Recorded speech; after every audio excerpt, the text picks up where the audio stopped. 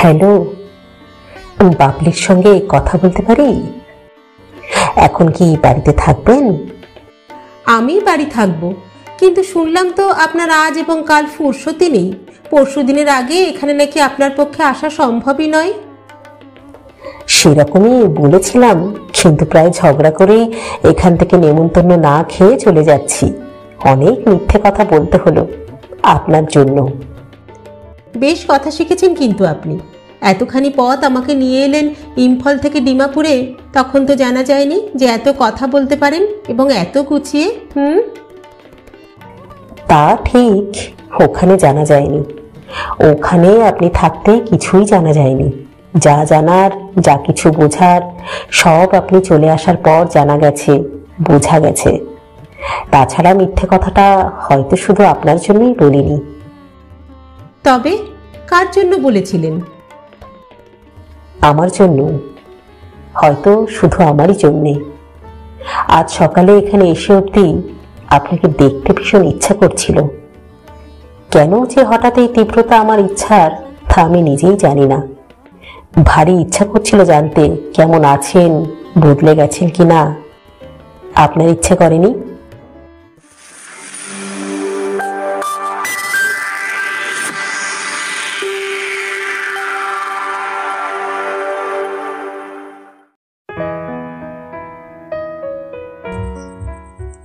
নমস্কার বন্ধুরা, সকলকে স্বাগত জানাই। আমি রাকা, আর আপনারা শুনছেন ইউটিউব চ্যানেল কথা ও কাহিনী বাই রাকা। বন্ধুরা, আজ আমি আবারও চলে এসেছি আমার গল্পের সম্ভার নিয়ে। আজ আমি আপনাদের শোনাতে চলেছি শ্রদ্ধেয় সাহিত্যিক বুদ্ধদেব গুহর লেখা জনপ্রিয় উপন্যাস বাবলি। আজ শোনাব উপন্যাসটির দ্বিতীয় পর্ব। উপন্যাসটি প্রাপ্ত মনস্কদের জন্য। গল্প পাঠ যদি ভালো লাগে তাহলে একটা ছোট্ট লাইক করে দেবেন। আর হ্যাঁ, আপনি যদি আমাদের চ্যানেলে প্রথমবারের জন্য এসে থাকেন তাহলে অবশ্যই চ্যানেলটি সাবস্ক্রাইব করে নেবেন কিন্তু। আসুন এবার তাহলে গল্পে ফিরি। শুরু হচ্ছে বাবলি দ্বিতীয় পর্ব।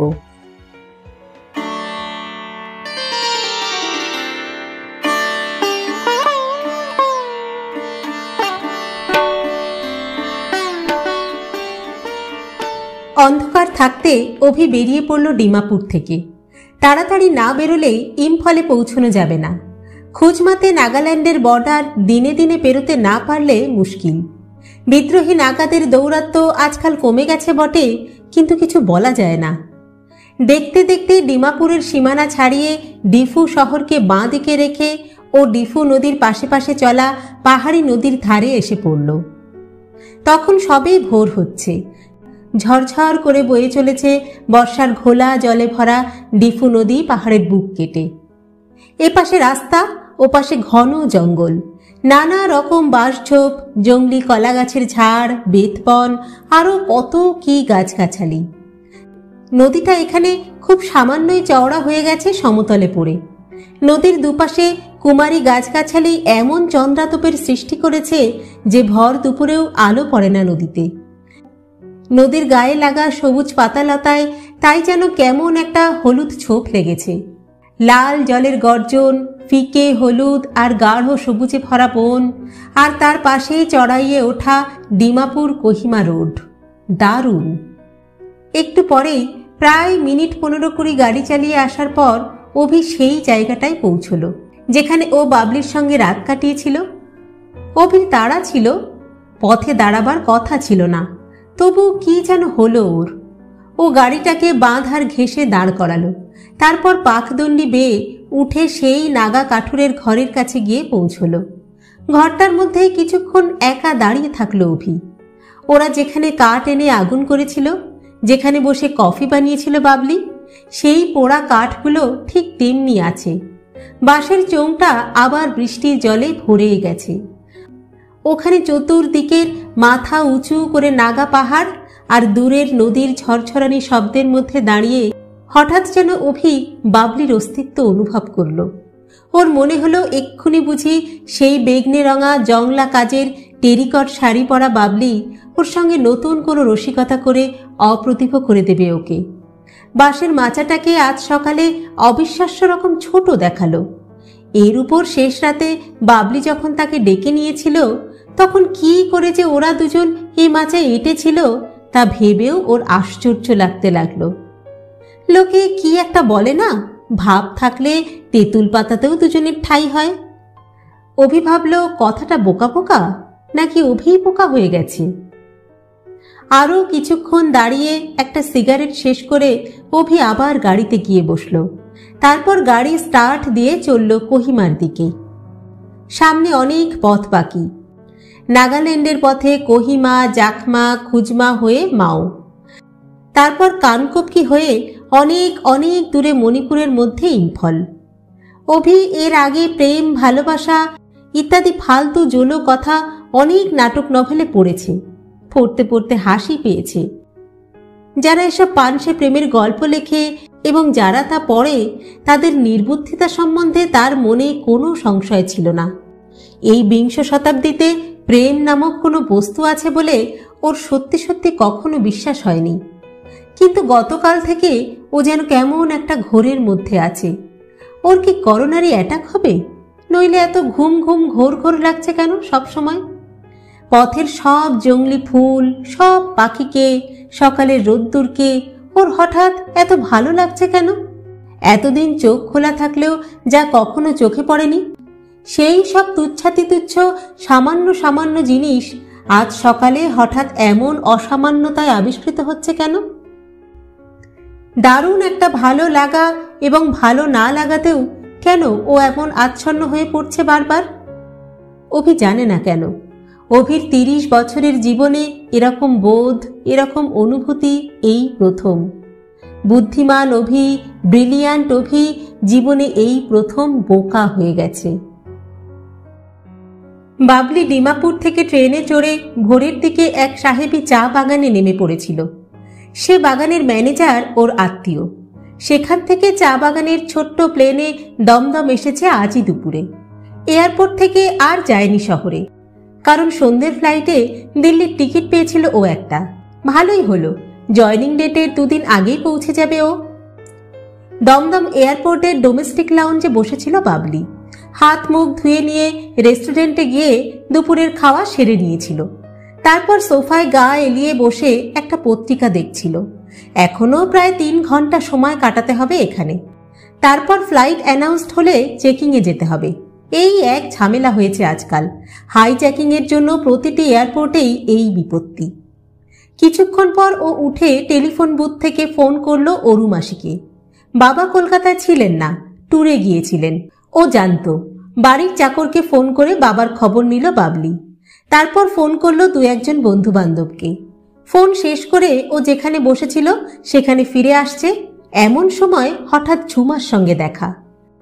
লাল রঙা মেকআপ বক্স হাতে নিয়ে হনহনিয়ে কোথায় চলেছে যেন। বাবলি নিচু গলায় ডাকলো, এই ঝুমা। ঝুমা ফিরে দাঁড়ালো। কানের ঝুমকো দুলে উঠল। ঝুমা ওকে দেখতে পেয়েই অবাক আনন্দে চোখ বড় বড় করে বলল, ও মা, বাবলি তুই? তারপরেই বলল, তুই এখানেই থাক, আমি এক্ষুনি আসছি। হ্যাঁ। ঝুমা এখন এয়ার হোস্টেস। দিল্লির বিখ্যাত মেয়ে কলেজ মিরান্ডা হাউসে ওরা একসঙ্গেই পড়ত। ঝুমার বাবা দিল্লির নাম করা ব্যবসাদার। ঝুমার আর কোনো ভাই বোন নেই, ও বাবার একমাত্র মেয়ে। ঝুমার বাবা বলেছিলেন বিজনেস ম্যানেজমেন্ট পড়তে, কিন্তু ঝুমা কেন যে এয়ার হোস্টেস হতে গেল তা ওই জানে। ঝুমার ফিগারটা হিংসা করার মতো। যেমন লম্বা তেমনি মুখশ্রী, তেমনি ফিগার। দিল্লির কত বাঙালি ও অবাঙালি ছেলে যে ঝুমার জন্য পাগল তা বাবলি জানে। ও শুধু দেখতেই যে ভালো তা নয়, পড়াশুনোতে এবং স্পোর্টসেও ভালো ছিল। ঝুমা বলতে গেলে বাবলিদের আইডল ছিল। ও সহজেই কম্পিটিটিভ পরীক্ষায় বসতে পারত এবং বসলে বলা যায় না ফরেন সার্ভিসেও হয়তো সিলেক্টেড হতো। কিন্তু তা না করে ও জোর করে এয়ার হোস্টেস হলো পড়াশুনো ছেড়ে দিয়ে। পাগলি মেয়ে একটা। দেখতে দেখতে ঝুমা ফিরে এলো। ফিরে এসে ওর পাশে বসলো। বসেই বলল, এই বাবলি, তুই কি মুঠিয়েছিস রে? বাবলি হাসলো, বলল, আমি কবেই বা সুন্দরী ছিলাম? হ্যাঁ, তোর মতো ফিগার থাকলে তো হয়েই যেত। কি কি যে হতো তাই ভাবি। ঝুমা বলল, না রে, ওরকম বলিস না, আমি এখন দারুণ মনোকষ্টে আছি। বাবলি হাসতে হাসতে বলল, কিরকম? ঝুমা বলল, অবস্থা খুব খারাপ, একজনের জন্য পাগল হয়ে রয়েছি। তারপর বলল, চল চা খাই, চা খেতে খেতে বলবো। বাবলি বলল, একটু আগে তো লাঞ্চ করলাম। ঝুমা হাত ধরে টানল, বলল, চল না, ভাত হজম হয়ে যাবে। বাবলি বুঝল ঝুমার হাত এড়ানো সহজ নয়, বলল, চল। ওরা দুজন রেস্টুরেন্টে এসে ঢুকতেই বারের দিক থেকে দুজন ইয়াং হ্যান্ডসাম পাইলট হাত তুলে ঝুমাকে উইশ করল। ঝুমা বাঁ হাত উপরে তুলে একসঙ্গে বার কয়েক নাড়িয়ে দুজনের অভিবাদনই একসঙ্গে গ্রহণ করল। বাবলি বসতে বসতে বলল, বাবা, তোর কত অ্যাডমায়ার রে। ঝুমা তাচ্ছিল্যের গলায় বলল, দূর দূর, এদের বেশিরভাগই আমার জানা, যে যার নিজের তালে ঘুরছে। কোনো রকমের নাইট হল্টে বাইরে আমায় মৌকা মতো পেয়ে শুয়ে পড়ার তাল, বুঝলি না? পুরুষ জাতটা শুয়োরের মতো, কোনো রসকস নেই যাত্রার, ওরা খালি ওই একটা জিনিসই বোঝে। বাবলির কান লাল হয়ে গেল, বলল, হেই, আসতে বল, কি হচ্ছে কি? হ্যাঁ, শুনতে পেলে? ঝুমা বলল, আহা, বুড়ো খোকারা যেন আর কিছু জানে না। আমি যেন মিথ্যা কথা বলছি? একসঙ্গে কাজ করতে হয় তাই হাত নাড়লাম, তাই ভালো ব্যবহার করি, এছাড়া আর কি। বাবলি কথা ঘোরালো, বলল, তারপর তোর মনোকষ্টের কারণটা বল। ঝুমার মুখ চোখ উজ্জ্বল হয়ে উঠল, বলল, দাঁড়া দাঁড়া, বলছি, চায়ের অর্ডারটা দিয়ে নি আগে। বলেই বেয়ারাকে ডেকে চায়ের অর্ডার দিল। তারপর নিজের মনেই বলল, আজকে আমার ম্যাড্রাস ফ্লাইট, সে এক ছকমারি, বুঝলি? সমুদ্রের উপরের ফ্লাইট হলে লাইফ বেল্ট আর অক্সিজেন মাস্কের ব্যবহার দেখাতে হবে প্যাসেঞ্জারদের। ডেমনস্ট্রেশনে তো তাদের ভারী ইন্টারেস্ট, সব ড্যাব ড্যাব করে চেয়ে থাকবে বুকের দিকে, পেটের দিকে। যখন দুহাত উপরে তুলে ডেমনস্ট্রেশন করব তখন। বাবলি খিলখিল করে হাসলো, বলল, তুই ভীষণ খারাপ হয়ে গেছিস রে বাবা। কেউ যদি তোর অমন ফিগার একটু চোখের দেখা দেখে আনন্দ পায়, তাতে তোর কি? হ্যাঁ, তোকে তো আর খেয়ে ফেলছে না। ঝুমা বলল, খেয়ে ফেলা এর চেয়ে ভালো ছিল। তুই জানিস না কেমন সুরসুরি লাগে। অন্য কেউ আমার দিকে অসভ্যের মতো তাকালে আমার সুরসুরি লাগে, পিছন দিক থেকে তাকালেও আমি বুঝতে পারি, জানিস? বাবলি আবার হাসলো, বলল, পারিস ও বাবা তুই। পরক্ষণেই ঝুমা খুব গম্ভীর হয়ে গেল, বলল, আমার ম্যাড্রাস, দিল্লি, বোম্বের ফ্লাইট ভালো লাগে না, আমি ইম্ফলের ফ্লাইট চাই। বাবলি অবাক হয়ে তাকালো ঝুমার দিকে, বলল, হঠাৎ ইম্ফলের উপর তোর এত প্রীতি? জানিস আমি ইম্ফল থেকেই আসছি। ঝুমা লাফিয়ে উঠল, বলল, উমা, সত্যি? ইস, তোর কি মজা রে।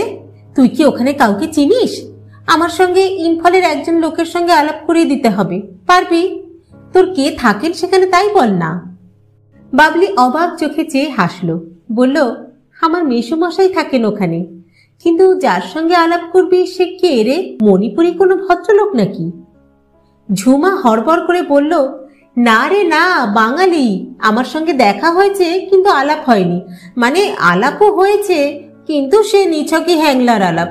কিন্তু কি বলবো তোকে, আমি দেখেই, শুধু কথা শুনেই খুব বিপদে পড়ে গেছি।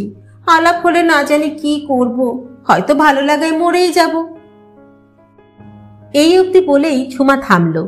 পরক্ষণেই ঝুমা বলল, এই ছবি দেখবি? হিংসা করিস না যেন। বলেই ওর হ্যান্ডব্যাগটা থেকে খামে মোড়া একটা ছবি বার করলো। বাবলি বলল, তোর সঙ্গে আলাপই হলো না আর তুই ছবি কোথায় পেলি? হ্যাঁ? ঝুমা চোখ নামিয়ে বলল, কলকাতায় এসেছিল সে, আমার পিস্তুত দাদা বৌদির সঙ্গে রোজ সাঁতার কাটতে আসতো সুইমিং ক্লাবে। ওখানেই সাঁতার কাটতে গিয়ে দেখা। আমার সঙ্গে জাস্ট ফর্মাল ইন্ট্রোডাকশন হয়েছে, মাত্র 2 দিন ছিল এখানে। কি কাজে যেন এসেছিল। আমার দাদা তো প্রশংসায় একেবারে পঞ্চমুখ, বলে বহুদিন নাকি এত ব্রিলিয়ান্ট ছেলে চোখে পড়েনি। তাছাড়া ভালো ক্রিকেট খেলে, ভালো ইংরেজি গান গায়, ভালো নাচে, আর জানিস কবিতা লেখে। বাবলি বিরক্তির গলায় বলল, যত ট্র্যাশ! এই যেন রূপকথার রাজপুত্র, কোনো দোষই নেই, এমন হতে পারে না। সবকিছুই এমন বাড়াবাড়ি ভালো বিশ্বাস হয় না। তারপর একটু থেমে বলল, আর দেখতে কেমন? তোর যা না কুচু, তোর পছন্দ হওয়া তো সোজা কথা নয়। রমেশ মালহোত্রার মতো হ্যান্ডসাম ছেলেকে তুই আত্মহত্যা করিয়ে মারলি, তোর কপালে দুঃখ আছে। ঝুমা চায়ের কাপে চিনি নাড়তে নাড়তে বলল, দুঃখ নেই, দুঃখ নেই, আমার কপালে এখন দারুণ সুখ। তুই দেখিস, একবার ইম্ফলে যাই না, অপারেশন ম্যানেজারকে ধরে পড়ে ফ্লাইটটা একবার ম্যানেজ করতে পারলেই ব্যাস। তা না হলে ছুটি নিয়ে নেব, দরকার হলে চাকরিই ছেড়ে দেব। ইম্ফলে যাবার জন্য আমি সব করতে পারি, সব সব। তারপরে একটু থেমে বলল, ঝুমারায় কোনো পুরুষকে চাইলে, সত্যি সত্যিই পেতে চাইলে, সেই পুরুষের সাধ্য কি তাকে প্রত্যাখ্যান করে? হ্যাঁ? ঝুমার রূপকথার সেই নায়কের ছবি দেখার কোনো ঔৎসুক্য ছিল না বাবলির, কিন্তু পাছে বন্ধু মনে দুঃখ পায়, তাই আস্তে আস্তে খাম থেকে ছবিটা বের করলো বাবলি। ছবিটা খাম থেকে সম্পূর্ণ বাইরে আসতেই বাবলির হৃৎপিণ্ড বন্ধ হয়ে গেল। বাবলি দেখল অভি কালো রঙা সুইমিং টাক্স পরে সুইমিং পুলের পাশে কোমরে হাত দিয়ে দাঁড়িয়ে আছে। বাবলির হৃৎপিণ্ড বন্ধ হয়ে গেল দুটি কারণে। প্রথমত ছবিটি অভির বলে, দ্বিতীয়ত সুইমিং টাক্স পরা অভির পুরুষালী শরীরের চমৎকার গঠন দেখে। বাবলি অভির গুণ সম্বন্ধে এত কথা জানত না, আরও জানত না, কখনো জানেনি যে ঢোলা প্যান্ট পরা সাদাসিধে ক্যাবলা মানুষটার ঝুলঝুলে পোশাকের আড়ালে এমন একটা শরীর থাকতে পারে, এমন সুগঠিত পা, বুক, এমন কোমর। কোনো পুরুষ মানুষের শারীরিক সৌন্দর্য যে এমন করে ওর মনকে নাড়া দিতে পারে, বাবলি তা আগে জানত না। ভাবত সৌন্দর্য ও সৌন্দর্যের পুজো পাওয়া বুঝি মেয়েদেরই একচেটে। বাবলি অনেকক্ষণ স্তব্ধ হয়ে বসে রইল, ও কথা বলছিল না। ঝুমা ওর দিকে তাকিয়ে খুব খুশি খুশি গলায় বলল, কিরে, কি হলো? বাবলি খুব সপ্রতিভতার ভান করে বলল, ভাবছি। কি ভাবছিস? ঝুমা উদ্গ্রীব হয়ে বলল। বাবলি বলল, এই একটা সাধারণ চেহারার ছবির মধ্যে তোর মতো মেয়ে কি দেখলো এমন ভালো লাগার? পুরুষদের মধ্যে অনেকে যেমন আছে যারা মেয়েদের শরীর ছাড়া কিছুই বোঝে না, তেমন মেয়েদের মধ্যেও কিছু কিছু তেমনি আছে বই কি। তবে তুই যে কারো সুইমিং টাক্স পরা ছবি বুকে করে ঘুরে বেড়াবি, তা আমি ভাবতেও পারিনি। ঝুমা এ কথায় দুঃখিত হলো। তারপর বলল, বিশ্বাস কর, এছাড়া আর কোনো ছবি পাওয়ার উপায় ছিল না আমার। তাছাড়া বিশ্বাস কর, শরীর ব্যাপারটা জাস্ট ইনসিডেন্টাল। কোনো লেখাপড়া যারা মানুষ কি শুধুই অন্য একটা শরীর দেখে কাউকে ভালোবাসতে পারে? হ্যাঁ হ্যাঁ, হয়তো তার সঙ্গে শুতে চাইতে পারে, সেটা নেহাতি শরীরের কামনা, একাধিকবার শুতেও পারে হয়তো, কিন্তু শোয়া আর ভালোবাসা কি এক? তুই বল। বাবলি বলল, জানি না, তোর মতো অত আমি জানি না। তবে যাই বলিস, আমি তো মানুষটা কেমন জানি না, তবে ছবিতে শুধু চেহারাটাই দেখা যায়, আর তো কিছুই বোঝা যায় না। চেহারাও তোর যোগ্য নয়। রমেশ মালহোত্রা তোর জন্য স্লিপিং পিল খেলো, আর তুই এই লোকের জন্য তুই পাগল? ভাবা যায় না, তোকে বুঝতে পারি না। ঝুমা হঠাৎ গম্ভীর হয়ে গেল, বলল, তোকে হয়তো না বললেই ভালো করতাম, হয়তো ছবিটাও তোকে দেখানো উচিত হয়নি আমার। মিরান্ডা হাউসের দিনগুলোর পর আসলে অনেক বছর কেটে গেছে, তো অনেক বিভিন্ন ঘটনা ঘটেছে তোর ও আমার জীবনে। আমরা বান্ধবী থাকলেও সেই ফার্স্ট ইয়ারের প্রিয় সখী যে আমরা আর নই, তা আমি বুঝতে পারিনি রে। এই অবধি বলে ঝুমা বলল, দেখ বাবলি, তুই কখনো আমাকে পুরোপুরি বুঝেছিলি বলে আমার মনে হয় না। তোর বরাবরই একটা ধারণা ছিল যে আমি যেহেতু হাসি খুশি চঞ্চল, সুতরাং গভীরতা বলে আমার মধ্যে কিছুই নেই। তোর এই ভাবনাটা ঠিক কি ভুল আমি জানি না, তবে এটা ঠিক যে তুই মিরান্ডা হাউসে যে ঝুমাকে চিনতিস, এই ঝুমা সে নয়, বুঝলি? সে অনেক বদলে গেছে। তুইও হয়তো অনেক বদলে গেছিস। আজ হয়তো চেষ্টা করেও আমরা একে অন্যকে বুঝতে পারবো না। একটু চুপ করে থেকে ঝুমা আবার বলল, যাক, অন্য কথা বলা যাক। কি থেকে কি কথা এসে যাচ্ছিস তুই? এতদিন পরে দেখা হলো, আর তুই কি দিল্লিতেই জয়েন করছিস নাকি? বাবলি অবাক হয়ে বলল, তোকে কে বলল?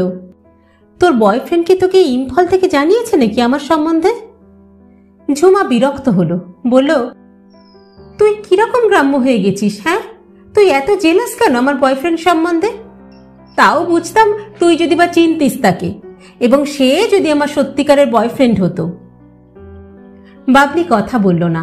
ঝুমা বলল, গত সপ্তাহে ইন্দিরা চাওলা দিল্লি থেকে চিঠি লিখেছিল, তার চিঠিতেই তোর সব খবর জানলাম।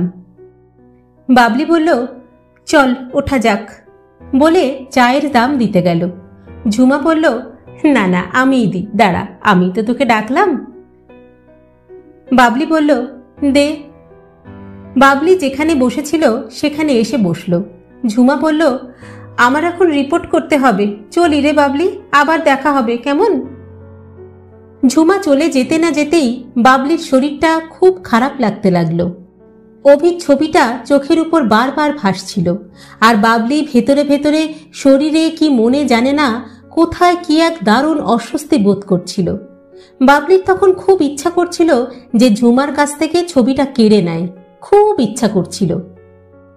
ও বসে বসে ভাবছিল, লাউঞ্জের আলোর মধ্যে, ক্ষণে ক্ষণে মাইক্রোফোনের অ্যানাউন্সমেন্টের মধ্যে, নানান লোকের নানান কথার মধ্যে বসে বসে বাবলি ভাবছিল, ইচ্ছা তো কত কিছুই করে, জীবনে কটা ইচ্ছাই বা সফল করা যায়, সফল হয়? সন্ধে হতে দেরি ছিল। এইমাত্র অভি খুজমার চেকপোস্ট পেরিয়ে এসেছে। কোহিমাতে সামান্য কাজ ছিল, সেই কাজ সারতে এবং খেতে দেরি হয়ে গিয়েছিল একটু। মেঘের ফাঁকে ফাঁকে সূর্যের লাল আভা দেখা যাচ্ছে। বাদিকের পাহাড় ঝর্ণা ঘেরা সবুজ বর্ষণ স্নিগ্ধ উপত্যকায় রোদের সোনার আঙুল এসে ছুঁয়েছে। শীত শীত লাগছে। অভি বাদিকের কাঁচটা তুলে দিল, কোটের বোতামটা আটকে নিল। তারপর স্টিয়ারিংয়ে বসে এই বিষণ্ণ অথচ আশ্চর্য সুন্দর অপরাহ্নের মতো এক বিষণ্ণ ও শান্ত ভাবনা বুকের মধ্যে নাড়াচাড়া করতে করতে ও গাড়ি চালাতে লাগলো। বোয়িং প্লেনটা টারম্যাকের উপর দাঁড়িয়েছিল। দিল্লির ফ্লাইট। দমদমের আকাশে বেলা পড়ে এসেছিল। বাবলি স্টারবোর্ড সাইডে একেবারে সামনে জানলার পাশের একটা সিটে বসেছিল। বেলা শেষের ম্লান আলো এয়ারপোর্টের সীমানার পাশের নারকেল গাছের মাথায়, কলা গাছের পাতায়, লাল টালির ঘরে আলতো করে লেগেছিল। জেট ইঞ্জিনগুলো স্টার্ট করাই ছিল। মাটিতে দাঁড়ানো স্ক্রু। বুড়ো আঙুল তুলে দেখালো, প্লেনটা চলতে শুরু করলো। আস্তে আস্তে ট্যাক্সিং করে মেইন স্ট্রিপের দিকে এগোতে লাগলো প্লেনটা। তারপর যশোর রোডের দিকে চলে গিয়ে ফিরে দাঁড়ালো। ভেতরে লাল আলোটা জ্বলছিল, সিট বেল্ট বাঁধার সংকেত জানিয়ে। রবিশঙ্করের সেতার বাজছিল। এয়ার হোস্টেস তাড়াতাড়িতে লজেন্স, টফি, মৌরি এবং তুলো নিয়ে সব শেষে বাবলির কাছে এলো। এখন ইঞ্জিন দুটো ফুল থ্রটে দিয়ে দিয়েছে ক্যাপ্টেন। এখন টেক অফের জন্য এগোবে প্লেন। হঠাৎ এয়ার হোস্টেসের মুখে চোখ পড়ায় বাবলির ভ্রু কুঁচকে গেল। পৃথিবীর কোনো এয়ার হোস্টেসকেই বাবলির এখন কোনো দিন যে সহ্য হবে না, এই কথাটা বাবলি বোধহয় বুঝতে পারেনি। বুঝতে পেরে অস্বস্তি লাগলো। প্লেনটা দেখতে দেখতে মাটি ছেড়ে আকাশে উঠল। ল্যান্ডিং হুইল দুটো আস্তে আস্তে এসে প্লেনের তলপেটে ঢুকে গেল। প্লেনটা একটু এগিয়ে গিয়ে মুখ ঘুরিয়ে নিল পশ্চিমে। তারপর সোজা মেঘ ফুঁড়ে উঠতে লাগলো। ইম্ফলের স্মৃতি, নাগাল্যান্ড, মণিপুর, ডিমাপুরের সব স্মৃতি, নিচের সন্ধ্যের বাতিজ্বালা কলকাতা শহরের লক্ষ লক্ষ কম্পমান উজ্জ্বল বিন্দু এক শরীরে লীন হয়ে গেল। এক আশ্চর্য আনন্দময় দেয়ালি হয়ে নিচে ছড়িয়ে রইল। বাবলি সিট বেল্টটা খুলতে খুলতে নিচে তাকিয়ে নিজেকে বলল, ও এখনো যথেষ্ট বড় হয়নি, এখনো বেশ ছেলে মানুষ রয়ে গেছে। নিজেকে একটু শাসন করতে হবে।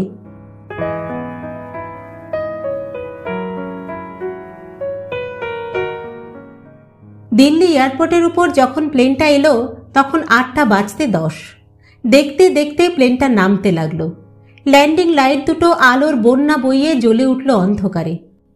নিচের টারম্যাকের দুপাশে সারবন্দি রঙিন বাতিগুলো ক্রমশ কাছে এগিয়ে আসতে লাগলো। তারপর সামনের চাকা দুটো মাটি পেল। লাফিয়ে উঠল প্লেন। পিছনের চাকাও মাটিতে নামলো। এমন হয় না কখনো বড় একটা। ও পাইলট বোধহয় ঝুমার মতো কোনো এয়ার হোস্টেসের কথা ভাবছিল। Bad landing, absolutely bad landing. এমন চমৎকার আবহাওয়ায় এরকম ল্যান্ডিং হবার কথা নয়। প্লেনটা যখন থেমে দাঁড়ালো ডোমেস্টিক লাউঞ্জের সামনে, সিঁড়ি এসে লাগলো। যখন প্লেনের দরজা খোলা হলো তখনই বাবলি বুঝল বাইরে বৃষ্টি না হলেও ঝড়ের মতো হাওয়া বইছে, গরম হাওয়া, এক্ষুনি ঝড় বৃষ্টি হবে। দিল্লি এয়ারপোর্টের লবি, করিডোর এসব দেখলে নতুন লোকের তাক লেগে যাবার কথা। ফায়ার ব্রিক্সের দেওয়াল চতুর্দিক ঝকঝক তকতক করছে। এখানে এসে নামলেই মন ভালো লাগে। তাছাড়া বাবলি দিল্লির মেয়ে বলেও। কাকা কাকিমা নিতে এসেছিলেন বাবলিকে। ওর সুটকেসটা পেতে এখনো দেরি। এখানে অবশ্য কনভেয়র বেল্টে করে ঘুরে ঘুরে যায় মালপত্রগুলো, দমদমের মতো নয়, তাই এত বেশি সময় লাগে না। তবু কাকা কাকিমার সঙ্গে কফি খেতে গেল বাবলি। কাকা রসিক লোক, বাবার মতো। কাকিমা রাশভারী, গম্ভীর। বাবলি জানে কাকিমা বাবলিকে পছন্দ করেন না, কিন্তু কি করা যাবে, এই পৃথিবীতে সকলের কি পছন্দ হয় সকলকে? কাকা বললেন, আমার এক বন্ধু আছেন এখানে ইনকাম ট্যাক্সের কমিশনার, তুই তার কাছে দুদিন গিয়ে তালিম টালিম নিয়ে নে। বাবলি হাসল, বলল, আহা, আমরা এতদিন মুসৌরিতে নাগপুরে কি করলাম তাহলে? কাকা হাসলেন, বললেন, কি করলি তা তো আমি জানি, আর যাই করিস কাজ শিখিসনি মোটেই। বাবলি কপট রাগের সঙ্গে বলল, তোমার অ্যাসেসমেন্ট করলেই বুঝবে কাজ শিখেছি কিনা, তখন ছেড়ে দে বলে তুমি কাঁদতে বসবে। কাকা হাসলেন, বললেন, এটাই তোদের ভুল ধারণা, বুঝলি? ভালো করে কাজ শেখা মানেই বুঝি লোকের উপর অত্যাচার করা? হ্যাঁ, যে ভালো কাজ জানে সে সব সময় ফেয়ার অ্যাসেসমেন্ট করে। তার অ্যাসেসমেন্ট কখনো আপিলে যায় না, এবং আপিলে গেলেও তা সব সময় কনফার্মড হয়। এমনভাবে কাজ করবি যেন কাজে সুনাম হয়। দাদার মুখ রাখিস, বুঝলি বাবি? কাকিমা বিরক্ত গলায় বললেন, কাজের কথা তো পরেও বলা যাবে, এয়ারপোর্টেই যদি সব কাজের কথা বলে শেষ করবে তাহলে আমাকে আনা কেন?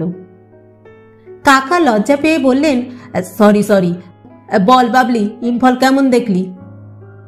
বাবলি বলল, দারুণ, আর শুধুই কি ইম্ফল, নাগাল্যান্ড গিয়েছিলাম জানো। কাকা অবাক হলেন, বললেন, কই, যাওয়ার কথা ছিল নাকি? না, কথা ছিল না। ওয়েদারের জন্য ইম্ফলের ফ্লাইট পরপর 4-5 দিন ক্যান্সেল হয়। তারপর এয়ার ইন্ডিয়ার পাইলটদের স্ট্রাইক। পরে অবশ্য স্ট্রাইক ভেঙে গেল, নইলে আর এলাম কি করে। তবে রিস্ক না নিয়ে মেসোমশাই একজন এসকর্ট ঠিক করে আমাকে মন্টি মামার বাগানে পৌঁছে দেবার ব্যবস্থা করেছিলেন। ইম্ফল থেকে কোহিমা, তারপর ডিমাপুর। ডিমাপুর থেকে বাগান অবধি ট্রেন, তারপরে দমদমে মন্টি মামাদের কোম্পানির প্লেনে বাগান থেকে। কাকা কফির কাপটা নামিয়ে রাখতে রাখতে বললেন, বুঝলাম, কিন্তু এসকর্টটিকে? হ্যাঁ, কোনো নাগা সন্ন্যাসী নাকি? এই অসভ্য বলে বাবলি বকল কাকাকে। কাকিমা বললেন, তোর কাকুর কথাবার্তা বরাবরই ওরকম, কার সঙ্গে কি বলবে তার কোনো বাজবিচার নেই। কাকা বললেন, কথাটা ঘুরে যাচ্ছে, বললি না তো বাবলি, এসকর্টটিকে? হ্যাঁ। বাবলি বলল, আরে না, নাগা ফাগা নয়, একেবারে সাদা মাটা একজন ক্যাবলা ট্যাবলা বাঙালি ভদ্রলোক, বুঝলে, মেসোমশাইয়ের অফিসেই আছেন। কাকা ঘুরে বসলেন। দাঁড়া, আমার বন্ধু বাণীরূপের ভাই আছে ওখানে, অভিরূপ, অভি, সে নয় তো? তোর মেসোমশাইয়ের অফিসেই আছে। বাবলি এবার বেশ ঘাবড়ে গেল, নার্ভাস লাগলো ওর। ওই ক্যাবলা লোকটাকে সকলেই এক নামে চিনে ফেলবে তা কি ও ভেবেছিল? বাবলি ঠোক গিলে বলল, সে ভদ্রলোকের নামও তো অভি, জানি না তোমার বন্ধুর ভাই কিনা। পৃথিবীতে তো সব জায়গায় তোমার একজন করে বন্ধু আর বন্ধুর ভাইদের রেখেছ, আমি কি করে জানবো? হ্যাঁ, কি একটা নাম অভি, তা কি দুজনের হতে পারে না? কাকু এবার উত্তেজিত হয়ে উঠে দাঁড়ালেন, বললেন, তোর এসকর্ট যদি সেই হয় তাহলে তোর অনেক জন্মের তপস্যার ফল রে বাবলি বুঝি। বহুদিন ওরকম ব্রিলিয়ান্ট ছাত্র কেউ বেরোয়নি, তা জানিস, লন্ডনের স্কুল অফ ইকোনমিক্স থেকে।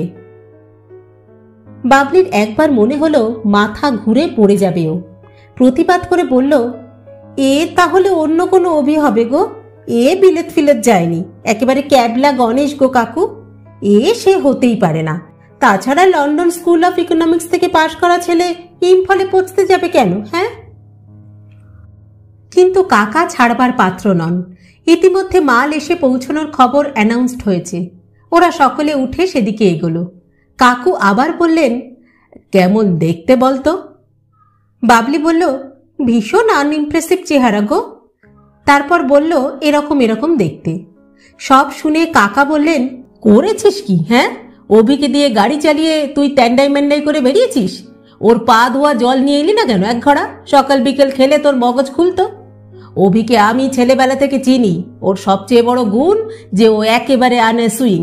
ওকে দেখে কিচ্ছু বোঝার উপায় নেই, কোনো এয়ারফেয়ার নেই ওর নিজের সম্বন্ধে। একেবারে খাঁটি ছেলে। তুই জানিস না ও কত বড় গর্ব আমাদের। যাক, তোর এই অ্যাচিভমেন্টটা তোর IRS এ সাকসেসফুল হওয়ার অ্যাচিভমেন্টের চেয়েও বড়। কোন অ্যাচিভমেন্ট? বিস্ময়ে শুধল বাবলি। এই অভির সঙ্গে ট্যান্ডাই ম্যান্ডাই করার অ্যাচিভমেন্ট।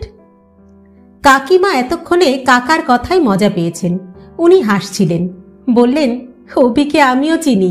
তুই যা মেয়ে, ওকেও ছাড়িসনি বোধহয়। নাকানি চোবানি খাইয়েছিস নিশ্চয়ই। বাবলি একেবারে চুপসে গিয়েছিল। বলল, আরে না না, আমি কি সকলের সঙ্গে ইয়ার্কি মারতে পারি নাকি? তারপর চিনি না জানি না কি যে তুমি বলো না কাকিমা। কাকিমা বললেন, কি জানি, তোকে কিছু বিশ্বাস নেই। মালপত্র কালেক্ট করে এয়ারপোর্ট থেকে ওরা যখন বেরোলো, তখন বাইরে জোর বৃষ্টি হয়ে আবহাওয়া বেশ ঠান্ডা হয়ে গেছে। দিল্লি এয়ারপোর্টের সামনেই ভীষণ জল জমে। ওই জায়গাটা সাবধানে পেরিয়ে কাকা গাড়ির স্পিড বাড়ালেন। হু হু করে হাওয়া আসছিল, ঠান্ডা। বাবলি সামনের সিটে কাকার পাশে বসেছিল, কাকিমা পিছনে বসেছিলেন। কাকা কাকিমা কি সব টুকরো টাকরা কথা বলছিলেন, বাবলির কানে যাচ্ছিল না। বাবলি মনে মনে অনেক দূরে চলে গিয়েছিল। বাবলির মনের চোখে ভেসে উঠছিল সেই নাগা পাহাড়ের কাঠুরের ঘর, সেই ভয়, সেই ঠান্ডা, সেই সব কিছু মনে পড়ে যাচ্ছিল। আর চোখের সামনে ভেসে উঠছিল কাঠের আগুনের সামনে বসে থাকা একটি ছেলে মানুষ, সরল, আন্তরিক, দায়িত্ব জ্ঞান সম্পন্ন, চিন্তিত মুখ। বাইরের অন্ধকারে পাশ ফেরানো, মাথা ভরা, এলো চুল ভরা একটি শিশু সুলভ মুখ। পুরনো দিল্লির ভাঙা দুর্গ তোরণগুলোর মধ্যে অন্ধকারে ভিজে হাওয়াটা শীষ তুলছিল। বাবলির বুকের মধ্যেও কিসের যেন শীষই উঠছিল। বাবলি জানে না বাবলি কি করবে, ওর কি করা উচিত। ভয়ে, আনন্দে, অনুশোচনায় বাবলির গলা শুকিয়ে আসতে লাগলো। হঠাৎ কাকিমা বললেন, কাল একবার কালীবাড়ি যাব ভাবছি। তুই যাবি বাবলি? না থাক, তুই তো আবার মেম সাহেব। বাবলি ভগবান টগবান মানে না। বাবলি বরাবরই বলে ট্র্যাশ। এমনকি এ পর্যন্ত কোনো পরীক্ষা দেওয়ার সময়ও কোনো ঠাকুর দেবতার ছবিকেও প্রণাম করে যায়নি বাবলি। কিন্তু বাবলি বলল, বেশ তো কাকিমা, যাব তোমার সঙ্গে। পরশুদিন নতুন জীবন আরম্ভ হবে, নতুন চাকরি। একবার না হয় তোমার সঙ্গে যাবই, তোমার যখন এত ইচ্ছা। কাকা স্টিয়ারিং ধরে হেডলাইট জ্বালানো পথে সামনে চেয়েছিলেন। বাবলির এই কথায় হঠাৎ চকিতে মুখ ঘুরিয়ে বাবলির দিকে তাকালেন। তাকিয়েই আবার রাস্তার দিকে মুখ করলেন। বাবলি বলল, কি কাকু, কি হলো? কাকা একটা মোড় নিতে নিতে বললেন, কিছু হয়নি, কিন্তু হতে পারে। কাকিমা চোখে রাতে ভালো দেখতে পান না, কোনো দিনই না। বললেন, কি গো, রাস্তায় কোনো গোলমালের কথা বলছো? কাকা হেসে উঠলেন হো হো করে। বললেন, গোলমাল? তবে রাস্তায় নয়, একেবারে ঘরের মধ্যেই মনে হচ্ছে। কেস খুব গড়বড়। বাবলি যেন কিছুই বুঝতে পারেনি, এমনভাবে বলল, কাকুমণি, তুমি কখন যে কি বলো আর কি ভেবে বলো তা তুমিই জানো। তোমার এসব হেয়ালি হেয়ালি কথা থামাও তো, তাড়াতাড়ি বাড়ি চলো, আমার ভীষণ খিদে পেয়েছে। কাকা আবার হাসলেন, বললেন, খিদে আমারও পেয়েছে। বলেই সুর করে নাকি নাকি গলায় বললেন, হাও মাও খাও, চেনা মানুষের গন্ধ পাও। বাড়ি পৌঁছে সোজা নিজের ঘরে গিয়ে দরজা বন্ধ করলো বাবলি। কাকিমাকে বলল, কাকিমা, সেই ভোরবেলা চা বাগানে চান করে বেরিয়েছি, ঘেন্না করছে গো। ভালো করে চান করব, চান করে তারপর খেতে বসবো। হ্যাঁ, তুমি কিষান সিংকে খাবার ঠিকঠাক করতে বলো। ঘরে ঢুকেই বাবলি আয়নার সামনে দাঁড়ালো। আয়নার সামনে দাঁড়িয়ে নিজেকে ধিক্কার দিল বাবলি। আয়নায় ওর পাশে ঝুমার চেহারাটা কল্পনা করে নিল। কল্পনায় ওর পাশে ঝুমাকে দেখে ও লজ্জায় মরে গেল। ছি ছি, কি বিচ্ছিরি ফিগার বাবলির, আর মুখশ্রী বা কি, তাকানো যায় না। ইস, এই প্রথমবার জীবনে সে নিজে সুন্দরী বলতে যা বোঝায় তা নয় বলে, তার ফিগার ভালো নয় বলে বাবলি আক্ষেপ করল।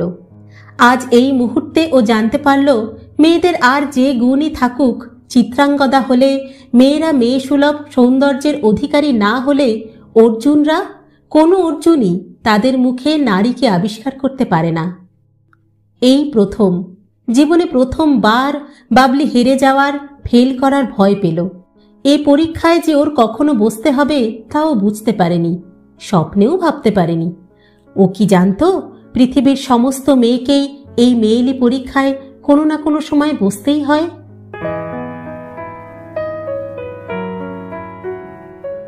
অভির অনেক রাত হয়ে গেল ইম্ফল পৌঁছতে। অত রাতে ও আর বাবলির মেসোমশের বাড়িতে গেল না। ডিমাপুর থেকে বেরিয়েছিল সকাল 4টেয়, এখন প্রায় রাত 11টা বাজে। এই ছোট্ট শহরে রাত 11টা মানে অনেক রাত। বাড়ি ফিরে গাড়ি গ্যারেজ করে ও বাড়ি ঢুকেই সোজা টেলিফোনের কাছে গেল। তারপর কি মনে করে দেরাজ খুলে গ্লাসে বড় একটা হুইস্কি ঢেলে জল নিয়ে একটা বড় চুমুক লাগিয়ে এসে ফোন তুলল। ফোনটা অন্য প্রান্তে বাজছিল, কুর কুর কুর করে। কোনো প্রসিত ভর্তিকার কাছে স্বামীর খবর বয়ে নিয়ে আসা কোনো রূপকথার পাখির মতো করে ফোনটা ডাকছিল। অনেকক্ষণ পর বাবলির মাসি ফোন তুললেন। কি যেন চিবোচ্ছিলেন উনি। বললেন, হ্যালো। অভি বলল, আমি অভি বলছি। মশলা চিবোতেই বৌদি বললেন, অভি, বাবা বাঁচালে, এত চিন্তায় ছিলাম না আমরা। তোমরা নাকি পথে গাড়ি খারাপ হয়ে নাগা পাহাড়ে ছিলে এক রাত। বাবা, কি ডেঞ্জারাস ব্যাপার। অভি অবাক হলো, বলল, এই খবর ইতিমধ্যে এখানে পৌঁছলো কি করে? তোমার দাদা তো আজ সকাল 8টার সময় ডিমাপুরে ট্রাঙ্ক কল করেছিলেন। ওই দস্যি মেয়ে নিশ্চয়ই তোমাকে জোর করে সেদিনই যেতে বলেছিল ডিমাপুর। নইলে তোমাকে তো তোমার দাদা বারবার করে বলে দিয়েছিলেন কোহিমায় নাইট স্পেন্ড করতে। কি যে করো না তোমরা দুজনেই সাফিসিয়েন্টলি গ্রোন আপ। তোমাদের কাছ থেকে আরো একটু গুড সেন্স আশা করেছিলাম। এমন সময় ফোনের পাশ থেকে বড় সাহেবের গলা শোনা গেল, আমায় দাও। অমনি বৌদি বললেন, নাও, তোমার দাদার সঙ্গে কথা বলো। বড় সাহেব ফোনটা হাতে নিয়েই বললেন, অভি, তুমি নিশ্চয়ই খুব tired. pour yourself a steep pink, have a night hot bath, ভালো করে খাওয়া দাওয়া করো, and then go to bed. তারপর একটু থেমে বললেন, কাল অফিসে কথা হবে, কেমন? Good night. অভি জানে বড় সাহেব কাল অফিসে কি কথা বলবেন তাকে। ফাঁকা ঘরে পাইপটা ধরিয়ে উনি বলবেন, congratulations, you are a first worker. Abhi বাজি ফেলে বলতে পারে এ বিষয়ে। সোফায় বসে হুইস্কির গ্লাসে আরেকটা চুমুক দিয়ে অভি ভাবল, এই জন্যই এত উন্নতি হয়েছে ভদ্রলোকের। এই সময় ওই ভদ্রমহিলার হাত থেকে অভিকে উনি না বাঁচালে ঠায় 1 ঘন্টা দাঁড়িয়ে ওর প্রলাপ শুনতে হতো। সত্যি, মেয়েরা টেলিফোনে বিনা কারণে এত বেশি কথা কেন যে বলে, তা কি কেউ জানে? এর কি কোনো ওষুধ নেই? হুইস্কিটা শেষ করে উঠে অভি গরম জলের শাওয়ারের নিচে দাঁড়ালো। হিমহিম বর্ষার রাত ইম্ফলে।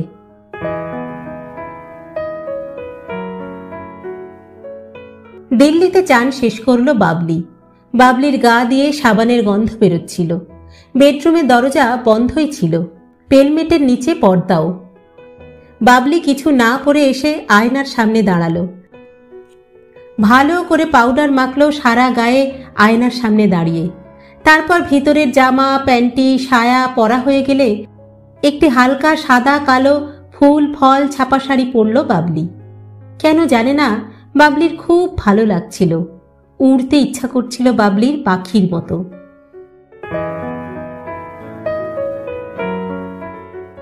গতকাল অফিসে জয়েন করেছে বাবলি। দিল্লির মথুরা রোডে সেন্ট্রাল রেভিনিউ বিল্ডিংসে বাবলির অফিস। লম্বা করিডোরের দুপাশে সারি সারি ঘর। বাবলির ঘরের সামনে ছোট বোর্ড ঝুলছে বার্নিশ করা, তার উপরে সাদায় লেখা মিস বি সেন, IRS। সেদিন 3-4টে হিয়ারিং ছিল। বেশ নার্ভাস লাগছিল বাবলির। কথা খুব কম বলেছে। ব্যালেন্স শিট ও প্রফিট অ্যান্ড লস অ্যাকাউন্ট দেখে দেখে যা যা ডিটেলসের দরকার নিয়েছে। ধারের জন্য কনফার্মেশন লেটার্স, ব্যাংকের ওভারড্রাফটের লিমিটের চিঠি, গ্রস মুনাফার স্টেটমেন্ট, সানডে ডেটর্স, সানডে ক্রেডিটর্সের লিস্ট পারচেস ও সেলের লিস্ট 25,000 টাকার উপর, ইত্যাদি ইত্যাদি। উকিলদের মুখ দেখে বাবলি পরিষ্কার বুঝতে পারছে যে তাদের মুখে একজন আকাঠ রংরুটের সামনে যে তারা বসে আছেন এই ভাব পরিস্ফুট। বাবলি মনে মনে হেসেছে, বলেছে কিছুদিন যাক, ও কাজ পিক আপ করে নেবে। ওর আশেপাশের ঘরে অনেক প্রমোটি অফিসার আছে, বয়সে বড়, ভালো কাজ জানেন। ও IRS ডাইরেক্ট রিক্রুট, তাই ওদের অনেকের চেয়ে ও সিনিয়র, কারণ ও ক্লাস 1 হয়েই জয়েন করেছে। ও জানে ডিপার্টমেন্টে বেশ মনোমালিন্য আছে এই ব্যাপারে, কিন্তু সেটা ওর দোষ নয়, নিয়মের দোষ।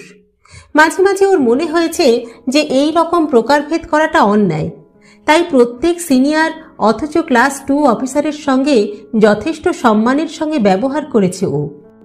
কারণ ও জানে যে কাজ শিখতে হলে এদের সাহায্য ওর দরকার হবে। ওর অফিসের যিনি বড়বাবু, বয়স্ক একজন টাকমাথা ভদ্রলোক, হরিয়ানার ভদ্রলোক। তাকে দেখে কথাবার্তা শুনে বাবলির মনে হয়েছে যে তিনি বাবলিকে নিয়ে খুব খুশি। কার্যত তিনিই এখন থেকে অফিসার, কারণ এই অল্প বয়সী বাঙালি মেয়েটি এখনো কাজ কিছুই জানে না। তিনি যা ইচ্ছে করবেন তাই বাবলিকে দিয়ে সই করিয়ে নেবেন। বাবলি তাই প্রথম থেকেই সাবধানে আছে, কিছু না বুঝে না জেনে সই করবে না। আজ সকালেই একটা রিফান্ড অর্ডার সই করাতে এসেছিলেন উনি, 40,000 টাকার। বাবলি ভাবল এত বড় রিফান্ড অর্ডার সই করাবার জন্য এত সকালে ভদ্রলোকের এত তাড়াহুড়ো কেন? বাবলি বলল, পরে হবে, ফাইল টাইল দেখে নেব একবার। বড়বাবু বললেন, কমিশনার বলেছেন রিফান্ড ফেলে রাখা চলবে না। বাবলি বলল, তা হোক। বাবলি জানতো না যে চাকরির দ্বিতীয় দিনেই এরকম নাজেহাল হতে হবে। একটু পরে ইন্সপেক্টিং অ্যাসিস্ট্যান্ট কমিশনার তাকে ডেকে পাঠালেন। ভদ্রলোক গুজরাটি, ভীতু চেহারা। একরকম চেহারা হয় না যাদের দেখলেই মনে হয় চাকরি রাখতেই বেচারারা হিমশিম খাচ্ছেন, জীবনে অন্য কোনো দিকে কোনো বিষয়ে আর কোনো ঔৎসুক্য অবশিষ্ট নেই, ঠিক সেই রকম। ভদ্রলোকের মেজাজ রুক্ষ, বোধহয় স্ত্রীর সঙ্গে বনিপনা নেই অথবা কোষ্ঠকাঠিন্যে ভোগেন। উনি বললেন, আপনি কিসের জন্য রিফান্ড ভাউচার সই করেননি? হ্যাঁ, কমিশনারের কাছে অ্যাসোসির উকিল কমপ্লেন করেছেন। আপনি কি মনে করেন আপনি নিজের টাকা দিচ্ছেন অ্যাসোসিকে? বাবলি আমতা আমতা করল, বলল, তা নয়, আমি ফাইলটা একটু দেখে নিতে চাই, একটু সময় লাগবে স্যার। উনি বললেন, আমি বলছি ম্যাডাম, এক্ষুনি দিয়ে দিন। বাবলি বলল, তাহলে আপনি লিখিত অর্ডার দিন স্যার। ভদ্রলোক অগ্নিশর্মা হয়ে গেলেন, বললেন, আপনার সাহস তো কম নয়। হ্যাঁ, কাল জয়েন করেই তো অনেক কথা শিখেছেন দেখছি, অত কথার কাজ নেই, এক্ষুনি দিতে বলছি দিন, লিখিত অর্ডার পাবেন না। বাবলি বলল, তাহলে সময় লাগবে, ফাইল না দেখে আমি দেব না। ভদ্রলোক এবার চুপ করে গেলেন, বললেন, আপনি যেতে পারেন। বাবলি ঘর থেকে বেরিয়ে এসেই বুঝল কাজটা ভালো করেনি, কারণ ইনি বাবলির কনফিডেন্সিয়াল রিপোর্ট লিখবেন, যার উপর ওর উন্নতি নির্ভর করবে। কিন্তু বাবলি মনে মনে বলল, যা হবে তা হবে, নিজে লিখে দেবেন না, খালি টেলিফোনে আর মুখে মুখে ছড়ি ঘোরাবেন, তাতে হবে না। রিফান্ড অর্ডার সই করবে না বাবলি, পরে কোনো গোলমাল হলে এজি অডিট ধরবে তাকে, ঝামেলা হলে বাবলিরই হবে, ওদের কি? বাবলির সহকর্মীরা সকলেই বলেছিলেন যে অফিসারদের কাজ করার ইচ্ছা প্রায় সবই নষ্ট হয়ে গেছে গুচ্ছের রিপোর্ট রিটার্নের ঝামেলায় আর এই অডিটের মাতব্বরিতে। বেশিরভাগ রিটার্নই ওয়েস্ট পেপার বাস্কেটে ফেলা যায়, তা সরকারের পয়সা। নষ্ট হয় অফিসারদের আত্মবিশ্বাস। করদাতাদের বিশ্বাস সরকারের উপর। এই সময় আসল কাজ করলে অনেক কাজ করা যেত। বাবলি মনে মনে ভাবে, যেমন সমস্ত তরুণ অনভিজ্ঞ লোকই নির্দ্বিধায় ভাবে যে সে নিজের হাতে হাল ধরলে যখন ও উঁচু পদে যাবে তখন এসব অব্যবস্থা ঠিক করে দেবে। কিন্তু দুদিনেই বাবলি বুঝতে পারছে যে সরকারি চাকরিতে নিজের কর্মদক্ষতা, নিজের স্বাধীনতা, নিজের মতামত নিয়ে টেকা যায় না। একটি বিরাট মেশিনের, যে মেশিনের কোনো কিছু সৃষ্টি করবার ক্ষমতা নেই, কিছু উৎপাদনের ক্ষমতা নেই, তার একটা ছোট্ট অনামা যন্ত্র হিসাবে তাকে সারা জীবন এখানে সেটে থাকতে হবে মাসান্তে কিছু টাকার জন্য। দুদিনেই বাবলির ঘেন্না হয়ে গেছে এই চাকরির উপর। এখন এই ওর জীবন। অফিস করে, বাড়ি আসে, বাড়ি ফিরে ভালো করে গা ধোয়া, তারপর কাকা কাকিমার সঙ্গে জমিয়ে বসে চা খায়, তারপর নিজের ঘরে অথবা দোতলার বারান্দায় বসে থাকে আলো নিভিয়ে। দিল্লিতে এই জুন জুলাই মাসটাই সবচেয়ে খারাপ। এমন ভ্যাপসা গরম পড়ে যে বলার নয়। অবশ্য বৃষ্টি হলেই খুব প্লেজেন্ট। ওদের বাড়ি হাউস খান এনক্লেভে। বারান্দায় বসে দূরের ফাঁকা জমি, পোড়ো বাড়ি চোখে পড়ে। ও যখন ছোট ছিল তখন এসব বাড়ি হয়নি চতুর্দিকে।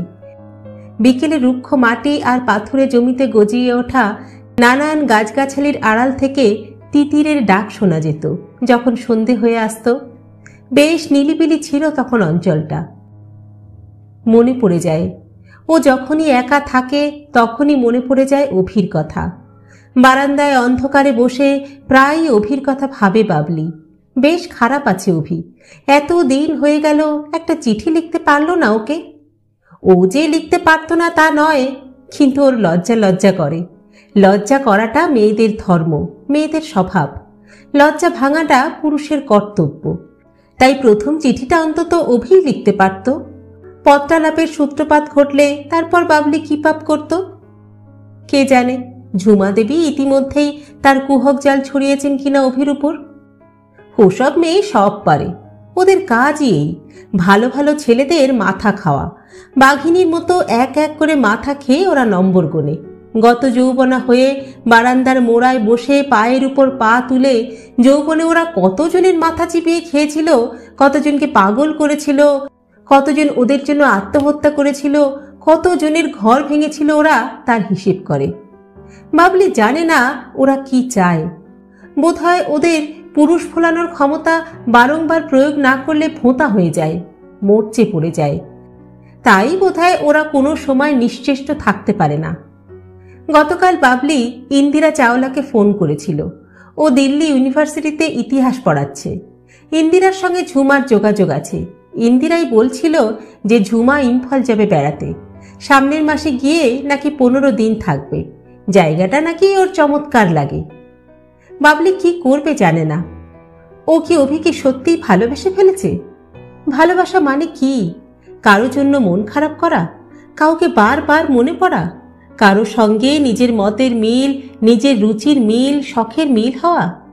জানে না, বাবলি তা জানে না। তবে বাবলি কথা বোঝে, ঝুমার সঙ্গে দমদম এয়ারপোর্টে দেখা না হলে, কাকা অভির এত প্রশংসা না করলে অভির প্রতি ওর যে দুর্বলতা জন্মেছিল সেটাও ভুলে যেতে পারত। অভিকে ছেড়ে এসে out of sight out of মাইন্ডে বিশ্বাস করবে ভেবেছিল, কিন্তু সে বিশ্বাস আর রইল না। চোখের বাইরে সে থাকতে পারে, কিন্তু মনের বাইরে সে নেই। মনের মধ্যে সব সময়ই সে ঘুরে। ভিতর থেকে খাওয়ার ডাক এলো। বাবলি খাওয়ার জন্য ঘরে গিয়ে যে চেয়ারে ও রোজ বসে সে চেয়ার টেনে বসল। কাকা পায়জামা পাঞ্জাবি পরে এলেন চান টান করে। গল্পগুজব করতে করতে খাওয়া শেষ হলে কাকিমাকে কাকা বললেন, আমার সিগারেটের একটা প্যাকেট বের করে আনো তো ড্রয়ার থেকে, শোয়ার ঘরের। কাকিমা উঠে যেতেই কাকা চোখ বড় বড় করে বললেন, কি খাওয়াবি বল। বাবলি অবাক হলো, বলল, কেন, কিসের জন্য? কাকা বললেন, অভি আসছে 3 দিনের জন্য দিল্লিতে, দিল্লি ইউনিভার্সিটির একটা সেমিনারে, আগস্টের প্রথম সপ্তাহে, এখনো 2 মাস। তারপরেই বললেন, কি বুঝলি? বাবলি মুখের ভাব একই রকম রেখে বলল, আসছে তো আসছে, তোমার বন্ধুর ভাই আসছে, তুমি উল্লসিত হও, আমার তাতে কি?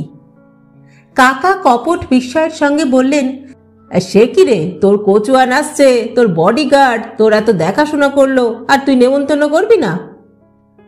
বাবলি বলল, তুমিই তো আমার গার্জেন, নেমন্তন্ন করলে তুমিই করবে। কাকা বললেন, আমি গার্জেন? তাহলে বেশ, এই কথাটা ভবিষ্যতে মনে রেখো, গার্জেনের পারমিশন ছাড়া এক পা এদিক ওদিক করেছ তো পা ভেঙে দেব। বাবলি আনন্দে লজ্জায় সব কিছু মিলিয়ে হেসে উঠল, বলল, হ্যাঁ, পা ভাঙতে দিচ্ছি তোমাকে। পরদিন বাবলির কাছে চিঠি এলো বাবলির মাসির, ইম্ফল থেকে।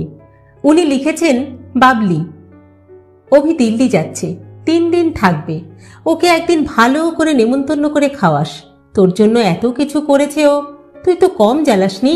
ওর সঙ্গে নিমেষ, কাকার নাম, আর বাণীর জন্য কাকিমার নাম, 2 মণিপুরি খেস পাঠাচ্ছি, ওদের বলিস মাঝে মাঝে চিঠি দিস না কেন, তোর যে কি স্বভাব বুঝি না, যখন কাছে থাকিস তখন তো সব সময় গলায় ঝুলে থাকিস, মনে হয় আমায় না দেখলে একদিনও বুঝি বাঁচবি না, আর চোখের আড়াল হলে মনে করার উপায় থাকে না যে একসময় মাসি বলে কাউকে চিনতিস। ইতি রূপু মাসি। বাবলি চিঠি পড়ে মনে মনে লজ্জিত হলো, সত্যি ওর বড় দোষ, চিঠি লিখতে যেন জ্বর আসে। আগস্টের প্রথম সপ্তাহ, 2 মাস বাকি আছে এখনো। বাবলি একটা দারুণ কাজ করল। কাকাকে ধরে কাকার এক বন্ধুর মাধ্যমে, যিনি দিল্লি জিমখানা ক্লাবের মেম্বার, জিমখানা ক্লাবে টেনিস খেলার বন্দোবস্ত করে ফেলল তার গেস্ট হিসাবে। কাকা খুশি হলেন, কাকিমা খুশি হলেন না, বললেন, যখন খেলাধুলা করার বয়স ছিল তখন ঘরে বসে বসে বই পড়েছিস, এখন বুড়ো বয়সে হাত পা ভাঙার দরকার কি? যে যাই বলুক, বাবলির স্বভাব নয় নিজের অমতে চলা কি অন্যান্য কারোরই মতামত গ্রাহ্য করা। তাই সে ছুটির দিন অনেকক্ষণ এবং উইকডেজে সকালে 1 ঘন্টা করে টেনিস খেলা শুরু করে দিল। মার্কারের সঙ্গে খেলত, বেশ লাগত। সকালের রোদে দৌড়াদৌড়ি করে খেলতে হার্ড কোটের মোরামের গন্ধ, টেনিস বলের গন্ধ, হাওয়াতে বেড়ার ধারে লতানো ফুলের গন্ধ ভেসে আসা, এসব মিলিয়ে ভারী ভালো লাগতো বাবলির। দুঃখ হলো এতদিন কোনো খেলাধুলো করেনি বলে। 1 মাস পরেই নিজের ঘরে নিজেকে অনাবৃত করে দেখল। বাবলির চেহারায় সূর্যের আশীর্বাদ লেগেছে। কলার বোনের কাছে 2 বুকের উপর দিকটা, ঘাড়, গলা সব রোদে পুড়ে বাদামি হয়ে গেছে। বাদামি হয়ে গেছে পায়ের নিচে, পায়ের যে অংশটুকু অনাবৃত থাকে। বাবলির সমস্ত শরীরে মনে একটা নতুন পুলক লেগেছে। শুধু বসে থাকতে বা দাঁড়িয়ে থাকতে বা শুয়ে থাকতে যে এত আনন্দ, যারা কখনো খেলাধুলো করেনি তারা বোধহয় কোনো দিন তা জানেনি। বাবলির ওজন কমে গেছে 1 কেজি 2 সপ্তাহেই। খেলার সঙ্গে সঙ্গে ডায়েট কন্ট্রোলও করছেও। পুরো 2 মাস খেলার পর মার্কার গ্যারান্টি দিয়েছে যে 5 কেজি ওজন কমে যাবে। মুখে বেশি মাংস থাকলে মানুষের মুখের অভিব্যক্তি নষ্ট হয়ে যায়। আশ্চর্য, বাবলি এতদিন এসব নজর করে দেখেনি। রোজ সকালে ক্লাবে খেলে তারপর ক্লাবেই চান করে জামাকাপড় পরে বাবলি যখন ওখান থেকে সোজা অফিস যেত তখন দারুণ ফ্রেশ লাগতো বাবলির। চনচন করে খিদে পেত, সমস্ত শরীর হালকা হালকা মনে হতো। অফিসে পৌঁছে সকাল সকাল ক্যান্টিন থেকে টোস্ট আর ডিম আনিয়ে খেত। লাঞ্চে বাড়ি থেকে কাকিমা কিষান সিংকে দিয়ে খাবার পাঠাতেন হটকেসে। বাবলির দিনগুলো এমনি করে হই হই করে হেসে খেলে কাজ করে কি করে যে কেটে যেতে লাগলো তা বাবলি জানে না। বাবলি এখন কিছুই জানে না, জানতে চায় না। বাবলির সমস্ত মন এখন উন্মুখ হয়ে আছে ক্যালেন্ডারের দিকে। আগস্টের 3 তারিখটা ও সবুজ পেন্সিল দিয়ে রাঙিয়ে রেখেছে ওর অফিসের ডায়েরিতে। 3 তারিখে অভি আসবে। 4 এবং 5 তারিখের জন্য বাবলি ক্যাজুয়াল লিভের দরখাস্ত দিয়ে রেখেছে। বাবলি জানে না কেন বাবলির মন বলছে যে ওই 2 দিন ওর ছুটি নেবার প্রয়োজন হবে, আর তখন যদি ছুটি না পায়, তাই আগে থেকেই বাবলি ছুটি চেয়ে রেখেছে। বাবলি এখন আগস্টের 3টি দিনের প্রতীক্ষায় বেঁচে আছে, অনিমেষে সেই দিকেই চেয়ে আছে। বাবলি ভাবে বাবলিটা, সেই ডোন্ট কেয়ার বেপরোয়া স্বনির্ভর বাবলিটা কেমন বোকা বোকা হয়ে গেছে। নিজের আনন্দ, নিজের সুখ, নিজের সমস্ত অস্তিত্বের জন্য মনে মনে কেমন অসহায়ের মতো অন্য একজন দূরের লোকের উপর নির্ভর করতে হচ্ছে তাকে, একজন ক্যাবলা লোকের উপর। এমন স্মার্ট বাবলির।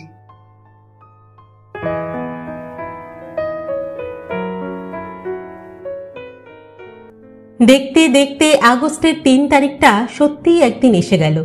সময়ের যে পাখা আছে, সময় যখন ওড়ে উঠতে চায়, তখন সবুজ দিনগুলোকে মুখ করে কোনো হলুদ পাখির মতো সময় উড়ে যায়। বাবলি প্রথমে ঠিক করেছিল কাকুর গাড়িটা নিয়ে নিউ দিল্লি স্টেশনে যাবে অভিকে রিসিভ করতে। তারপরে ভাবলো সেটা বাড়াবাড়ি হবে। বাড়াবাড়ি হলেও বাবলি তবু যেত, যদি না কাকুর বন্ধু ও তার স্ত্রী স্টেশনে যেতেন। অবশ্য তারা তো যাবেনি, অভি তো তাদেরই আপনজন, ও তো বাবলির কেউ না, কেউ হয়তো হবেও না। এসব অনেক কিছু ভেবে শেষ পর্যন্ত স্টেশনে না গিয়ে রোজকার রুটিন মতো ক্লাবে গেল বাবলি, তারপর অফিসে। আজ আরও বেশিক্ষণ খেলল। ব্যাক হ্যান্ড ও ফোর হ্যান্ড স্ট্রোকগুলো যত ভালো করে পারে, যতখানি সুইং করে পারে করে নিল। খামোখা সারা কোটময় ও শৃঙ্গাররতা হরিণীর মতো ছুটোছুটি করে বেড়ালো। ও যেন এই একদিনের খেলায় সুন্দরী হয়ে যাবে। ওর শরীরের যেখানে যেখানে যতটুকু বাড়তি মেদ আছে, সেটুকু যেন একদিনেই ও ঝরিয়ে ফেলবে, এমন ভাবতে লাগলো। অফিস থেকে বাড়ি ফিরতে কাকিমা বললেন, অভি ফোন করেছিল, আজ এবং কাল ও খুব ব্যস্ত থাকবে, আসতে পারবে না। পরশুদিন রাতে ও খেতে আসবে এখানে, পরদিনই ইম্ফল চলে যাবে সকালের ট্রেনে। তুই কেমন আছিস জিজ্ঞাসা করলো। ও সন্ধেবেলায় দিল্লি ইউনিভার্সিটির এক প্রফেসরের বাড়িতে থাকবে, তোকে সেখানে ফোন করতে বলেছে। বাবলি মুখে বলল, কে এখন ফোন করবে? আমি এখন চান করব কি খাবো, তারপর ফোন করার কথা ভাবা যাবে। অত ব্যস্ত লোক যখন, তখন দয়া করে ফোন না করলেই পারতেন। কাকিমা হাসলেন, বললেন, তুই কি হাওয়ার সঙ্গেও ঝগড়া করবি নাকি? হ্যাঁ। বাবলি বলল, ফোন নাম্বারটা কোথায় লিখে রেখেছ? কাকিমা বললেন, টেলিফোনের সামনেই রাখা আছে, প্যাডে। বাবলি বলল, থাক, দেখা যাবে ফোন করব কিনা। আসলে বাবলির তক্ষুনি ইচ্ছা করছিল ফোন করতে, কিন্তু ফোনটা বসার ঘরে, এবং কাকিমা বসার ঘরে বসেই বই পড়ছেন। ভালো করে কথা বলা যাবে না কাকিমা থাকলে। বাবলি ভাবল একটু পরে নিলিবিলি হলে ও ফোনটা করবে। বাবলি চান করতে ঢুকলো বাথরুমে। শাওয়ারের নিচে দাঁড়ানোর পরেই কাকিমা দরজা ধাক্কালেন, বললেন, অভি ফোন করেছে রে, তোকে চাইছে। বাবলির সমস্ত শরীর আনন্দে থরথরিয়ে কেঁপে উঠল। মুখে বিন্দু মাত্র উৎসাহ না দেখিয়ে বলল, বলো যে আমি চান করছি, আমার বেরোতে দেরি হবে। কাকিমা কি একটা বিরক্তিসূচক কথা বললেন বন্ধ দরজার ওপাশ থেকে, বোঝা গেল না। তারপর চলে গেলেন। বাবলির সমস্ত মন গুনগুনিয়ে উঠল। বাবলি গান জানে না, জানলে ও খুশি হতো। ওর মনে অনেক সুর আছে, ও গান ভালোবাসে, কিন্তু ভগবান ওর গলায় সুর দেননি। বাবলি সারা শরীরে সাবানের ফেনার বুদবুদ তুলে মনে মনে নিরুচ্চারে গান গাইতে লাগল। চান করে বেরিয়ে জামা কাপড় পরেছে সবে, টেলিফোনটা আবার বাজল। কাকিমা বোধহয় রান্নাঘরে গিয়েছিলেন, কি বাথরুমে গিয়েছিলেন হয়তো ওদের ঘরে। বাবলি দৌড়ে গিয়ে ফোনটা ধরল। হ্যালো। ওপাশ থেকে অভির গলা শোনা গেল। বাবলি যন্ত্রচালিতের মতো ওদের বাড়ির নম্বরটা বলল। অভি লাজুক লাজুক গলায় বলল, হ্যালো, বাবলির সঙ্গে কথা বলতে পারি? বাবলি হাসি চেপে বলল, আপনার নাম জানতে পারি? অভি বলল, আমার নাম অভি। ও, বাবলি বলল। তারপর বলল, ভেবেছিলাম আমার গলার স্বরটা চিনবেন, আমি কিন্তু আপনারটা চিনেছিলাম। অভি হাসল, বলল, আমিও চিনেছিলাম, তবে আপনার মেজাজ টেজাজ কেমন আছে জানবার জন্য প্রথমেই বলিনি যে আপনাকে চিনেছি। বাবলির যেমন স্বভাব, ও হঠাৎ চটে উঠে বলল, কেন, আমার মেজাজটা কি দেখলেন আপনি? আর এতই মেজাজি লোক যদি আমি, তো আমাকে এতবার ফোন করা কেন? হ্যাঁ। অভি আবার হাসল, বলল, বারে, কর্তব্য নেই বুঝি? আপনি হলেন গিয়ে আমার বসের শালীর মেয়ে, আপনার খোঁজ নেওয়া আমার কর্তব্য নয়? আপনার জন্য আনারসের চাটনি পাঠিয়েছেন আপনার মাসিমা, আর খেস। এখন কি বাড়িতে থাকবেন? বাবলি বলল, আমি বাড়ি থাকবো, কিন্তু শুনলাম তো আপনার আজ এবং কাল ফুরসতি নেই। পরশু দিনের আগে এখানে নাকি আপনার পক্ষে আসা সম্ভবই নয়। সেরকমই বলেছিলাম, কিন্তু প্রায় ঝগড়া করেই এখান থেকে নেমন্তন্ন না খেয়ে চলে যাচ্ছি।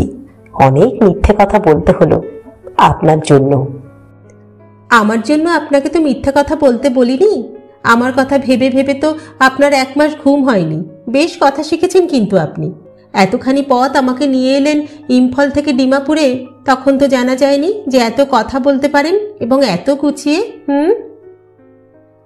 অভি একটু চুপ করে থাকলো, তারপর বলল, তা ঠিক, ওখানে জানা যায়নি। ওখানে আপনি থাকতে কিছুই জানা যায়নি। যা জানার, যা কিছু বোঝার, সব আপনি চলে আসার পর জানা গেছে, বোঝা গেছে। তাছাড়া মিথ্যে কথাটা হয়তো শুধু আপনার জন্যই বলিনি। তবে কার জন্য বলেছিলেন? অভি অনেকক্ষণ চুপ করে থাকলো, তারপর বলল, আমার জন্য, হয়তো শুধু আমারই জন্যে। আজ সকালে এখানে এসে অবধি আপনাকে দেখতে ভীষণ ইচ্ছা করছিল। কেন যে হঠাৎ এই তীব্রতা আমার ইচ্ছার, তা আমি নিজেই জানি না। ভারী ইচ্ছা করছিল জানতে কেমন আছেন, বদলে গেছেন কিনা। পরক্ষণে আবার অভি বলল, আপনার ইচ্ছে করেনি? বাবলি বলল, কি ইচ্ছা? না, কোনো ইচ্ছা, কোনো রকমের ইচ্ছা। বাবলি আবার বলল, না, আমার কিছু ইচ্ছা করেনি। তবে আপনার যদি কোনো ইচ্ছা থাকে তবে তা পূরণ করার কথা কনসিডার করতে পারি। অভি হাসল, বলল, বাবা, আপনি বেশ দাম্ভিক আছেন তো। কি ভাবেন বলুন তো নিজেকে? আমি কি একেবারেই ফেল না? আমার কি কোনো পরিচয় নেই? আমাকে এখানে এরা বক্তৃতা দিতে নেমন্তন্ন করে এনেছেন, তা জানেন? জানি, তাতে আমার কি? আমার কাছে আপনি কি, একমাত্র সেটাই আমার জানবার।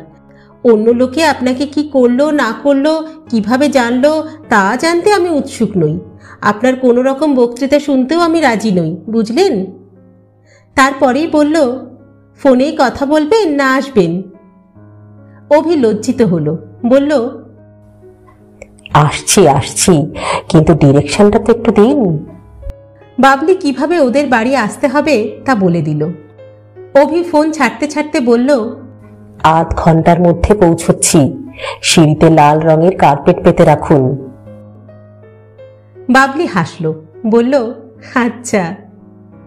অভি বলল, ফোন ছাড়ুন। বাবলি বলল, না, আপনি আগে ছাড়ুন। অভি কট করে রিসিভারটা নামিয়ে রেখে দিল।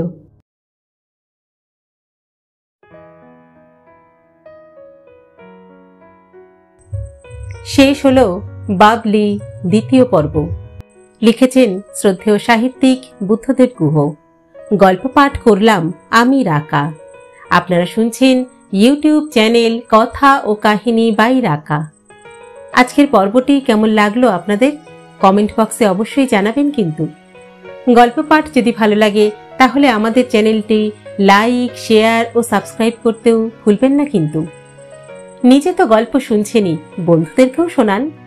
গল্প পাঠ যদি ভালো লাগে তাহলে আমাদের চ্যানেলের লিংক আপনি শেয়ার করুন বন্ধুদের সঙ্গে, কাছের মানুষদের সঙ্গে। আজ তাহলে এখানেই বিদায় চেয়ে নিচ্ছি। পরবর্তী পর্ব নিয়ে ফিরে আসবো খুব শীঘ্র। ততদিন সকলে সুস্থ থাকবেন, ভালো থাকবেন এবং অবশ্যই আমাদের সঙ্গে থাকবেন। নমস্কার।